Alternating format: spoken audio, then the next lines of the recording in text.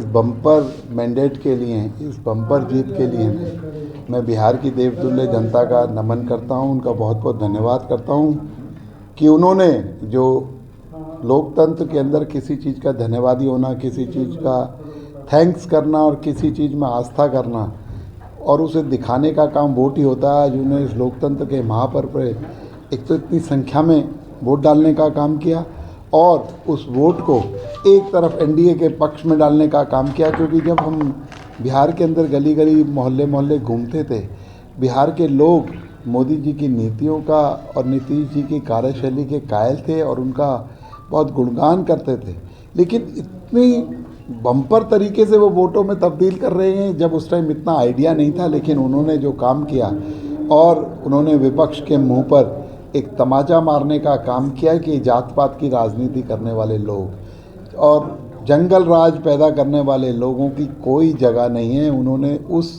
जो आरजेडी के नेता को भी अभी 8400 मतों से पीछे चल रहे हैं, उन्हें भी हराने का काम जो बिहार की जनता कर रही है, तो मैं उनका कोटि कोटि नमन करता हूं। क्योंकि बिहार छठी मैया के पर्व की बात हो, मोदी जी की माता जी की बात हो, सब पर उन्होंने अनर्गल बातें करने का काम किया। और तो और कांग्रेस के युवराज ने, जो कि बड़े नेता तो नहीं है लेकिन एक बड़ी परिवार के सुपुत्र ज़रूर है, उन्होंने चुनाव से एक दिन पहले एक स्क्रीन लगाकर लोगों को फिर लोकसभा की तरह भ्रमित करने का काम किया। इतनी वोट यहाँ से चोरी होगी, इतनी वोट यहाँ से चोरी होगी, ये काम ऐसे हो गया। अरे भैया, आप क्या कहेंगे कि अब डकैती डल गई? अब तो चोरी की तो बात ही नहीं रही, अब तो डकैती की बात करेंगे वो। अरे लोकतंत्र है, जनता जिसको प्यार करती है। भारतीय जनता पार्टी और नरेंद्र मोदी किसी की वोट चोरी नहीं करते, किसी के दिलों पर राज करने का काम करते हैं, उनके दिलों को जीतने का काम करते हैं। आज मोदी जी ने जो बिहार के लोगों के दिलों को जीतने का काम किया और उन लोगों ने आज भर भर कर वोट देने का काम किया। और बिहार के इतिहास में किसी पार्टी को इतना बड़ा मैंडेट मिलना अपने आप में इतिहास रचने वाली बात है। तो मैं बिहार की जनता को बार बार कोटि कोटि नमन करूंगा और उन्होंने जो मोदी जी की नीतियां हैं, मोदी जी के डेवलपमेंट प्रोग्राम और समाज के आखिरी छोर तक उन लोगों तक जो सुविधाएं पहुंची हैं और लोगों को विश्वास था, क्योंकि मैनिफेस्टो तो बहुत बड़ा था आरजेडी का। उन्होंने भी कहा था हम ये देंगे, हर घर में नौकरी देंगे, लेकिन लोगों ने कहा कि वो पॉलिटिकल विजिलेंट लोग हैं, बिहार के लोग पॉलिटिकली समझदार लोग। उन्होंने कहा ये तो 10 योजनाओं जितने बजट की बात इन्होंने कह दी, हमें बेवकूफ़ समझते हैं, ये हमें पागल समझ रहे हैं। एक बार दिल्ली के अंदर केजरीवाल व्यक्ति ने ऐसे वादे करके लोगों को बेवकूफ़ बनाने का काम किया। हम नहीं बनेंगे।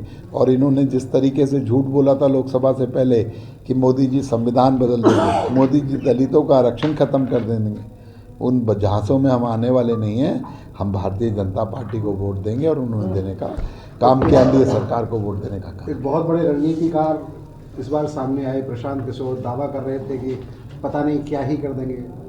उन रणनीतिकार ने 3 साल तक बिहार की जड़ पर काम किया और वो दावा करते हैं कि मैंने कई पार्टियों की सरकार बनाई, कई प्रदेशों की सरकार बनाई, लेकिन आज बिहार की जनता ने उनका खाता भी नहीं खोला है, कोई खाता भी नहीं खोला। तो इस तरीके से सिर्फ बातें करने से, कमरे के अंदर स्ट्रेटेजी बनाने से, लोगों को किस तरीके से बरगलाया जाए, लोगों को किस तरीके से ट्विस्ट किया जाए, आज जनता अच्छे तरीके से समझती है। सोशल मीडिया का ज़माना है, सब अपडेटेड हैं, इन्फॉर्म्ड हैं। किसी भी बातों पर भरोसा वो ऐसे नहीं करते, क्योंकि मोदी जी ने चाहे लोकसभा के अंदर जो वादे किए हों, चाहे हमारी स्टेट हरियाणा से मैं आता हूँ, हरियाणा की बात मैं बताता हूँ। हमारे 1 साल हुए हैं सरकार को बने हुए और 50 से ज़्यादा घोषणाएँ जो हमने संकल्प पत्र में की थी उनको धरातल पर लाने का काम नायब सैनी जी ने किया। लाडो लक्ष्मी जैसी योजनाएं हमारी बहनों के लिए योजनाएं हिमाचल के अंदर भी कांग्रेस ने अपने मैनिफेस्टो में लिखा था, कर्नाटक के अंदर भी लिखा था, तेलंगाना के अंदर भी लिखा था। कहीं पर सरकार को 3 साल हो गए हैं, कहीं 3.5 साल हो गए हैं, लेकिन उनकी चर्चा भी नहीं हुई है। और 1 साल हुआ है, हमने लाडो लक्ष्मी योजना के तहत हमारी बहनों को जो उनका बनता था उनके अकाउंट में ट्रांसफ़र करने का काम किया। ये फ़र्क है भारतीय जनता पार्टी की सरकार में और अन्य सरकारों के अंदर। राहुल गांधी का प्रचार, इसका मतलब बीजेपी की जीत की गारंटी? आप देख ही रहे हैं वो किस तरीके के, मैंने कहा ना राहुल, अरे भाई इसमें मोदी जी पर आरोप लगाने में टाइम व्यर्थ मत करो। आत्म मंथन, आत्म चिंतन करो।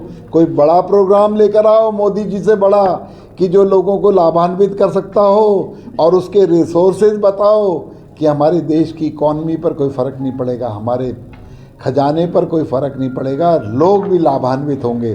तब लोग समझेंगे इन झूठ फरेबों पे कोई नहीं चलेगा। इसलिए वोट चोरी, वोट डकैती, ये सब बातें भूल जाओ। लोगों के दिलों के